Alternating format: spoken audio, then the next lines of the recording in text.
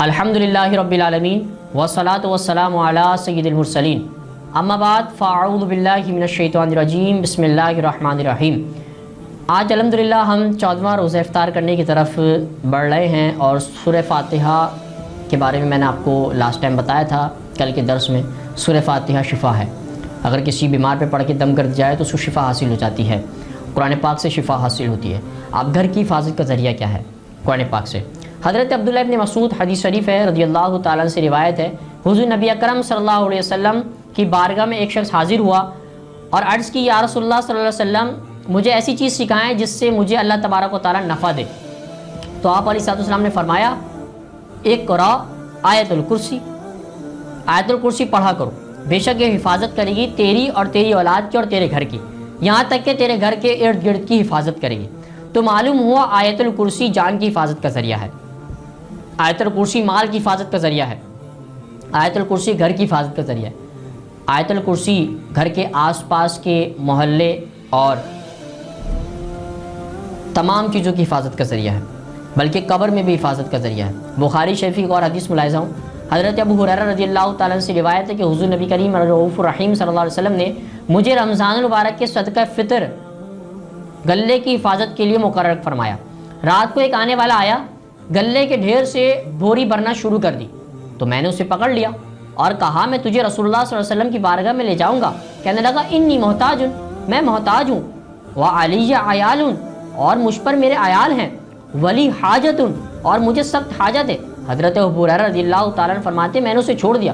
صبح جب میں حاضر خدمت ہوا تو حضور اکرم صلی اللہ علیہ وسلم نے ارشاد فرمایا یا ابا ہریرہ ما فعل اسیرک، اے ابو ہریرہ گزشتہ رات تیرے چور نے کیا کیا؟ میں نے عرض کی یا رسول اللہ صلی اللہ علیہ وسلم میں نے اسے پکڑا لیکن اس نے کہا میرے ساتھ بال بچے ہیں، میں سخت حاجت میں ہوں، پریشان ہوں، یہ اس نے مجھے شکایت کی تھی، مجھے رحم آیا، میں نے اسے چھوڑ دیا۔ تو نبی کریم علیہ السلام نے ارشاد فرمایا خبردار، بے شک اس نے تجھ سے جھوٹ کہا ہے اور وہ عنقریب لوٹے گا۔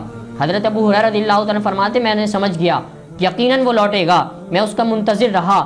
اگلی رات وہ آیا، گلہ بھرنا شروع کیا تو میں نے اسے پکڑ لیا اور کہا آج تجھے میں نبی کریم علیہ السلام کی بارگاہ میں لے کر جاؤں گا۔ کہنے لگا مجھے چھوڑ دو، میں محتاج ہوں، میرے اہل و عیال ہیں اور میں پھر کبھی نہ لوٹوں گا۔ مجھے رحم آیا، میں نے پھر چھوڑ دیا۔ اگلی صبح جب میں حضور کی بارگاہ میں حاضر ہوا تو حضور علیہ السلام نے فرمایا ابو ہریرہ تیرے ساتھ چور نے رات کیا معاملہ فرمایا؟ کہا کہ اس نے مجھے کہا کہ مجھے حاجت ہے، میں محتاج ہوں، میرے ساتھ اہل و عیال ہیں، مجھے اس کے اوپر رحم آیا اور میں نے اس کو چھوڑ دیا۔ تو حضور علیہ السلام نے پھر فرمایا کہ اے ابو ہریرہ خبردار، وہ پھر لوٹے گا۔ حضرت ابو ہریرہ رات پھر منتظر رہے اور وہ شخص پھر لوٹا اور اگلی رات میں اس کا انتظار میں رہا، وہ پھر گلہ بھرنا شروع کر دیا۔ تو پھر حضرت ابو ہریرہ نے اسے پکڑا اور کہا کہ میں حضور علیہ السلام کے پاس آج تجھے ضرور لے کر جاؤں گا۔ یہ تیسری رات تھی تو کہتا ہے میں پھر نہیں لوٹوں گا، میں پھر نہیں لوٹوں گا۔ کہنے لگا مجھے چھوڑ دو، میں چند کلمات طیبات سکھاتا ہوں جن کی برکت سے تجھے اللہ تبارک و تعالیٰ نفع دے گا۔ تو جب تو بستر پر آرام کرے تو آیت الکرسی پڑھ لیا کر، بے شک اللہ تعالیٰ کی طرف سے ایک حفاظت کرنے والا تجھ پر مامور رہے گا اور صبح تک تیری پاس شیطان نہ بھٹکے گا۔ بس میں نے اسے چھوڑ دیا اور صبح رسول اللہ صلی اللہ علیہ وسلم کی بارگاہ میں حاضر ہوا۔ ابو ہریرہ فرماتے ہیں آپ علیہ السلام نے فرمایا تیرے چور نے کیا کہا؟ میں نے عرض کی کہ اس نے مجھے چند کلمات سکھاتا ہوں جن سے اللہ تعالیٰ نے تجھے نفع دے گا۔ آپ نے فرمایا بے شک اللہ تعالیٰ کا کلام برحق ہے، اس نے یہ سچ کہا ہے حالانکہ وہ خود جھوٹا ہے۔ آپ علیہ السلام نے فرمایا کیا تو جانتا ہے جو 3 راتوں تیرے پاس آ رہا تھا وہ کون ہے؟ میں نے عرض کیا نہیں۔ فرمایا وہ شیطان تھا۔ بخاری شریف کی حدیث ہے۔ اس حدیث پاک سے معلوم ہوا کہ گزشتہ اور آئندہ کی خبریں نبی علیہ السلام رکھتے تھے۔ حضور علیہ السلام کو اللہ تعالیٰ نے علم غیب عطا فرمایا۔ حضور علیہ السلام چور کو جانتے تھے۔ حضور علیہ السلام نے آیت الکرسی کے وظیفے پر مہر تصدیق فرما دی اور ارشاد فرمایا وظیفہ سچا ہے، یعنی آیت الکرسی پڑھنے سے ہر قسم کی حفاظت ہو جاتی ہے۔ آیت الکرسی گھر کی حفاظت کا ذریعہ ہے، آیت الکرسی مکان کی حفاظت کا ذریعہ ہے، آیت الکرسی جان کی حفاظت کا ذریعہ ہے، آیت الکرسی مال کی حفاظت کا ذریعہ ہے، آیت الکرسی قبر کی حفاظت کا ذریعہ ہے۔ اور اللہ تبارک و تعالی ہمیں قرآن حکیم کو پڑھنے اور سمجھنے کی توفیق عطا فرمائے۔ اس کے بعد یہ تو قرآن کی اہمیت اور فضیلت تھی، تلاوت قرآن کے بارے میں کیا ہے؟ قرآن پاک میں اللہ نے فرمایا انہ لقرآن کریم فی کتاب مکنون لا یمسہ الا المطہرون۔ اللہ نے فرمایا کہ بے شک عزت والا قرآن ہے، اسے نہ چھوئے مگر وضو کے ساتھ پاک لوگ۔ برادران اسلام، دنیا میں جو سب سے زیادہ تلاوت کی جانے والی کتاب ہے وہ قرآن عظیم ہے، اور ہر کتاب لوگ ہر حال اور ہر کیفیت میں پڑھتے ہیں، لیکن اس کتاب کے پڑھنے کے آداب باقی کتابوں سے منفرد اور مخصوص ہیں۔ پہلے جسم پاک کرو، وضو کرو، پھر اسے ہاتھ لگاؤ۔ کندھے اور گندے جسم والے شخص کے لیے قرآن پاک کا چھونا منع ہے۔ پاکیزگی کا خاص خیال رکھنا ہے، اور پاکیزگی کا خاص خیال نہ رکھنے والا سخت گناہ گار ہے۔ پھر جسم کے ساتھ ساتھ دل بھی پاک ہو جانا چاہیے، یعنی قلب و نظیر کی پاکیزگی کا اہتمام کریں تاکہ نور قرآن کریم پاک دل کو نور معرفت سے جگمگا دے، اور اللہ تعالی ہمیں پورے آداب کے ساتھ تلاوت قرآن کریم کی سعادت عطا فرمائے۔ اس کے بعد برادران اسلام، اس سے قبل قرآن کریم کا ذکر ہوا، آپ چند احادیث مقدسہ کی روشنی میں فضائل قرآن کریم ملاحظہ فرمائیں۔ ترمذی شریف کی حدیث ہے اور نسائی شریف میں موجود ہے، حضرت عثمان بن عفان رضی اللہ تعالیٰ عنہ سے روایت ہے، حضور نبی کریم علیہ الصلوۃ والسلام نے ارشاد فرمایا ہے، تم میں سے بہتر شخص وہ ہے جو قرآن سیکھے اور دوسروں کو سکھائے۔ حضور سرور عالم صلی اللہ علیہ وسلم کے پاس اس فرمان ذیشان یہ ثابت ہوا کہ امت مسلمہ میں افضل ترین شخص وہ ہے جو قرآن عظیم پڑھتا بھی ہے اور دوسروں کو پڑھاتا بھی ہے، اور تلاوت قرآن کی برکات کا کوئی اندازہ نہیں کر سکتا۔ حضرت سعید بن سلیم رضی اللہ تعالیٰ سے روایت ہے، جو شخص قرآن پاک کو حاصل کرے پھر کسی دوسرے شخص کو جس نے دنیا کی کوئی چیز یا کوئی عہدہ حاصل کی ہو اور اپنے سے اسے افضل سمجھے، اس نے قرآن کریم کی تحقیر کی، گویا کہ قرآن کریم کی نعمت اور دولت ہر چیز سے، ہر دنیا عہدے سے افضل ہے۔